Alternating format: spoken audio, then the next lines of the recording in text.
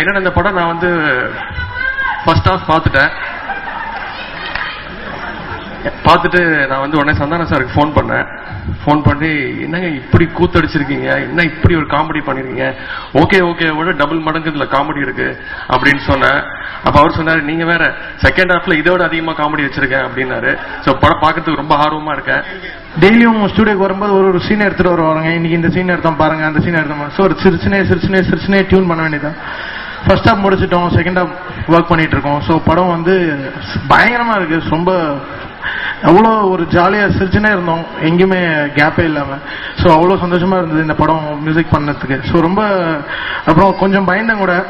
So எப்படி power star அவருக்கு எப்படி மியூசிக் பண்ண போறோம்னு சொல்லிட்டு.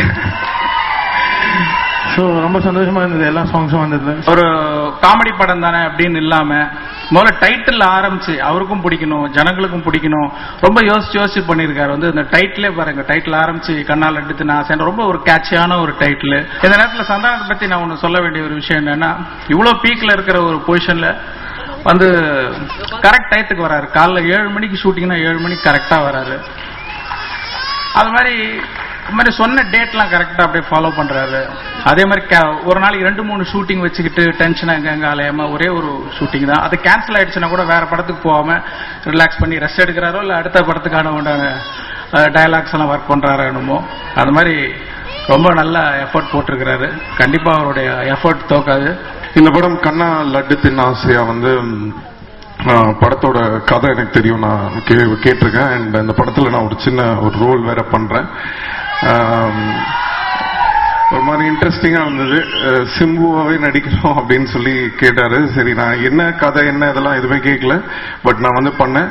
வெரி ஒரு இன்ட்ரெஸ்டிங்கான ஒரு பிலிமா இருக்கும். Full and full comedy. And சொல்லவே தேவையில்ல, பவர் ஸ்டார் வேற படத்துல நடிச்சிருக்காரு. பவர் ஸ்டார் பத்தி ஒரு சின்ன விஷயம் சொல்ல ஆசைப்படுறேன். ஏன்னா பொதுவா பாத்தீங்கன்னா எல்லாருமே வந்து எல்லாருக்கும் ஒரு விதமான என்ட்ரி ஒண்ணு இருக்கும்.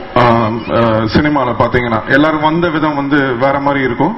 பட் எல்லாருமே ஒரு மாதிரி கஷ்டப்பட்டு வந்திருப்பாங்க. நிறைய பேர் கேட்டாங்க, யாருங்க ஒரு பவர் ஸ்டார், ஏதோ நீங்களாம் போய் போட்டோ எடுத்தீங்களாமே அப்படின்னு சொல்லிலாம் நிறைய பேர் கேட்டாங்க. அண்ட் பிகினிங்ல வந்து அவரோட போட்டோஸ் இந்த இதெல்லாம் வந்து பேப்பர்ல வெளியில எல்லாம் வரும். அவர் இந்த மாதிரி ஒருத்தர் பவர் ஸ்டார்னா ஒரு போட்டோ எல்லாம் போட்டிருக்காங்கன்னும் போது நான் யோசிப்பேன், எவ்வளவு கிண்டல் பண்ணிருப்பாங்க, எவ்வளவு ஒருத்தருக்கு வந்து அது ஒரு மன கஷ்டமா இருந்திருக்கும்னு. பட் ஆனா அந்த ஒரு அத்தனை பேரோட கிண்டல் அவங்க எல்லாம் இது பண்றாங்கன்ற ஹர்ட் அன்னைக்கு தாங்கினதுனாலதான் அந்த கிண்டல் தான் இன்னைக்கு அவ்வளவு கிளாப்ஸ் அவருக்கு. இன்னைக்கு பவர் ஸ்டார்ன்றவரு ஒரு சந்தானத்தோட ஒரு படத்தில் நடிக்கிறாருன்னு நினைக்கும் போது நம்மளுடைய வெற்றிக்கு வந்து என்ன வேணா காரணமா இருக்கலாம். கஷ்டப்படுறதுங்கிறது எந்த விதத்துல வேணா கஷ்டப்படலாம். சோ அதுக்கு ஒரு நல்ல ஒரு உதாரணம். என் உயிரில் மேலான என்னுடைய ரசிகர்களே, கண்ணா லட்டு திங்க ஆசை ஆடியோ விழாவுக்கு வருகை தரும் அனைவருக்கும் நெஞ்சார மனதார என்னுடைய வாழ்த்துக்களை சொல்லிக் கொள்கிறேன். இந்த லட்டு திகட்டாத லட்டு என்றுதான் சொல்ல வேண்டும். அந்த அளவுக்கு நாங்கள் எல்லாம் ரொம்ப சந்தோஷமாக நடிச்சிருக்கிறோம். என்னை வந்து இந்த திரையுலகத்தில் இன்னொரு முத்திரை கொடுத்த என்னுடைய அருமை தம்பி சந்தானத்துக்கு நான் ரொம்ப நன்றி கடன் பட்டிருக்கிறேன். நான் தான் நடிக்க வேண்டும் என்று தம்பி அன்பு கட்டளின் பேரில் நான் இந்த படத்தில் நடித்திருக்கிறேன். அதற்கு இணையாக தயாரிப்பாளர் ராமநாதன் சார் அவர்கள் என்னை அழைத்து என்னிடம் அக்ரிமெண்ட் போடுவதற்கு அவ்வளவு தயக்கம் காட்டினார். நீங்கள் நடிப்பீர்களா மாட்டீர்களா என்று. அரை மணி நேரம் எங்கள் 2 பேத்துக்குள்ள பேசுறதுக்கே வாய்ப்பு இல்லாமல் இருந்தது. கடைசியாக ஒப்பந்தம் பண்ணி நீங்கள் நடிக்க வேண்டும், சந்தானம் ரொம்ப விரும்புகிறார் என்று சொன்னார். உண்மையிலே நான் அவருக்கு கடமைப்பட்டிருக்கிறேன். அதன் தொடர்ச்சியாக என்னுடைய அருமை அன்பு ஆசை தம்பி சங்கர் சாரை நான் ரொம்ப பாராட்ட வேண்டும். அவருடைய ஐ படத்தில் எனக்கு நடிக்க வாய்ப்பு கொடுத்திருக்கிறார். உண்மையிலே நான் சற்று யோசித்தேன், கனவா நனவா என்று. அழைப்பு வந்ததும் பேரில் நான் போனவுடன் எனக்கு அந்த வாய்ப்பை கொடுத்தார். நான் அவரிடம் போட்டோ எடுக்க வேண்டும் என்று ஆவலாக இருந்தேன். ஆனால் என் தம்பி சங்கர் அவர்கள், அண்ணே நான் உங்ககிட்ட ஒரு போட்டோ எடுக்கணும், நான் உங்க ஃபேன் சொன்னோன்னு உண்மையிலே நான் பிறந்த பலனை அனுபவிச்சேன் என்றுதான் நான் நினைக்கிறேன். அதே மாதிரி இன்னொரு தம்பி சிம்பு அவர்கள் என்னுடன் நடிக்கிறார் என்று சொல்லும் பொழுது எனக்கு இந்த படத்தில் நிறைய தம்பிமார்கள் கிடைத்திருக்கிறார்கள். அதற்கு மேலாக உயிரில் ரசிகர்களும் எனக்கு கிடைத்திருக்கார்கள் என்று சொல்ல வேண்டும். இப்படி ஒவ்வொருத்தராக நான் சொல்ல வேண்டும் என்றால் நேரம் போய்கொண்டே இருக்கும். படத்தினுடைய ஹீரோ சேது என்னன்னா, சின்ன வயசுல நம்ம ஃப்ரெண்ட்ஸ்களோட விளையாடும் போது சில விளையாட்டா சில விஷயம் சொல்லிடுவோம். அந்த மாதிரி அவன் டாக்டரா இருக்கும்போது அவருடைய காலேஜ்ல வந்து எனக்கு சீஃப் கெஸ்டா கூட்டு போவோம். அப்ப நான் லொல்லு சவா பண்ணிட்டு இருந்தேன். காசு இல்லைன்னா மச்சா சீஃப் கெஸ்டா வரண்டா அப்படின்னு சும்மாவே சீஃப் கெஸ்டா கூட்டு போவோம், காசு வாங்கி தருவோம். அவன் காலேஜ்ல கேட்பாங்க எத்தனை தடவைப்பா இவனை கூட்டு வருவேன் அப்படின்ட்டு. அப்ப அவன் கேட்டான், மச்சா இத்தனை தடவை கூட்டு போற எல்லாம் பண்ற பதில் என்னடா பண்றது அப்படின்னா, நீ ப்ரொடியூசரா ஆயிட்டு என்ன படம் பண்ற என்ன வச்சு அப்படின்னா, இதெல்லாம் நடக்கிறதா அப்படின்ட்டு. கண்டிப்பா மச்சான் அப்படின்ட்டு, நீ எல்லாம் நல்லா வருவன்ற மாதிரி ஒரு ட்ரெண்ட்ல சொல்லிட்டேன். இப்ப கரெக்டா நான் இது ஆரம்பிச்சேன்னா பேசும்போது கரெக்டா உள்ள என்ட்ரி ஆகிறான் கார்ல. மச்சான் ஞாபகம் இருக்கா? அப்படியே ஒரு சின்ன பிளாஷ்பேக். சரி என்ன பண்றது தெரியல, சரி மச்சான் வந்துரு அப்படின்னா வந்ததுக்கு அப்புறம் அவன் ஒரு பர்ஃபார்மன்ஸ், அவனுடைய ஸ்டைல், பாடி லாங்குவேஜ் அது என்ன வருதோ வச்சு எடுத்தோம். அதுக்கப்புறம் இந்த படத்துக்கு இன்னொரு ஒரு ஹீரோ தேவை. அவரு என்னன்னா, நான் வந்து படத்தை கமலாத்தரை தாண்டி போக சொல்ல பாத்தீங்கன்னா லத்திகா 250 நாள்னு ஒரு போஸ்ட். நான் ஒன்னு எங்க பசங்கிட்ட கேட்டேன், ஏன் மச்சா இது என்ன லாங்குவேஜ் படம், டப் பண்ணிடுறாங்களா அப்படின்னா. இல்ல தமிழ் தான் அப்படின்னா. அப்படியே கொஞ்சம் லெப்ட் கட் பண்றேன், நம்ம கோயம்பேடு போற சைடு, ஆனந்த தொல்லை விரைவில் அப்படின்னு. நான் ஒன்னும் பயங்கரமா மச்சான் விடக்கூடாது, இதை ஃபாலோ பண்ண அந்த போஸ்டையே ஃபாலோ பண்ணி போறோம் போறோம் போறோம் போறோம். அப்படியே அண்ணா நகர் உள்ள போயிட்டு ரைட்டு திரும்புது, பெரிய பேனர் வீடே மறைஞ்சிருக்கு. அப்படி நிக்கிறாரு தலைவர் பயங்கரமா பேனர்.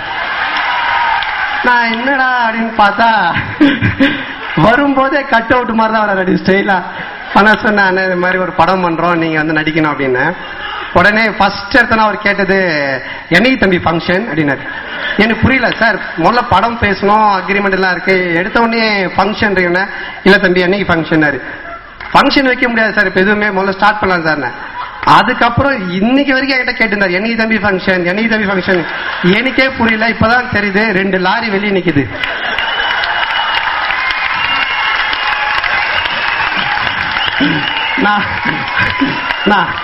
நான் அடிச்சதே 500 இன்விடேஷன் தான், 5000 கேட்கிறாரு. 5000 கொடுங்க தம்பி எனக்கு. சார் இது என்ன காது குத்துற ஃபங்க்ஷனா சார் அப்படின்னா. இல்ல தம்பி 50 லட்சம் ரசிகர்கள் இருக்காங்க, 5000 பேராவது வர வைக்கணும் தம்பி. அப்புறம் சரி ஓகே சார் இது பண்ணிக்கலாம் அப்படின்னு சொல்லிட்டு அப்புறம் படத்துல புக் பண்ணோம். என்னன்னா படத்துல கும்பகோணத்துல ஃபர்ஸ்ட் ஷெட்யூல் போட்டோம். அது எப்படி தெரிஞ்சதுன்னு தெரியல. அங்க கும்பகோணத்துல ஷாட் எடுக்கும் போது ஒரு கிரௌட் ஃபுல்லா வந்துட்டாங்க. வந்தோன்னா பவர் ஸ்டார் பார்த்து ஒரே கத்தி எடுக்கவே முடியல. அதுக்கப்புறம் நைட் ஷூட்டிங் போயிட்டு இருந்துச்சு, ஒரு கும்பல் வந்தாங்க. வந்தவொடனே வருங்கால ஜனாதிபதி அப்படிலாம் கத்திட்டு இருந்தாங்க. அப்படியே என்ன பார்த்தார், நானும் பார்த்தேன். ஒரு 2:30 மணி இருக்கும், ஒருத்தன் சும்மா இல்லாம பாகிஸ்தான் ஜனாதிபதி அப்படின்னா எனக்கே பக்குன்னு ஆயிடுச்சு. பாகிஸ்தானுக்கு ஜனாதிபதி இவர் எப்படி ஆவாருன்னு நான் அப்படிதான் அமைதியா விட்டேன். ஒன்னாடியே பார்த்தாரு, சரி விடுங்க தெரியினாரு. உடனே இன்னொருத்தர் சும்மா இல்லாம தலைவா எப்போ லத்திக்கா அப்படின்னா ஒன்னா அவரே டென்ஷன் ஆயிட்டாரு. ஏன்டா அதான் ரிலீஸ் ஆயிடுச்சடா. இப்படிதான் தம்பி ரிலீஸ் ஆனதையே மறுபடியும் எப்படா ரிலீஸ் பண்ணுன்னு கேட்டு கேட்டு என்ன பைத்தியமாக்குறானுங்க தம்பி. நேத்து டப்பிங் அனந்த் இந்த டயலாக், இந்த லவ் மேட்டர்ல சென்டிமெண்ட் கொஞ்சம் இந்த காமெடி ஹீரோயிஸ் எல்லாம் கம்மி பண்ணிட்டு சென்டிமெண்ட் கொஞ்சம் கரெக்டா வச்சாதான் லவ் செட் ஆகும்னு அது பாட்டு டேக் நிறைய போயிட்டு இருக்கு. அண்ணனா சொல்றாரு, இந்த லவ் மேட்டர்ல ஹீரோயிஸோ காமெடி இதெல்லாம் கொஞ்சம் கம்மி பண்ணிட்டு செட்டில்மெண்ட்டை கரெக்டா வச்சாதான் லவ் செட் ஆகுன்றாரு.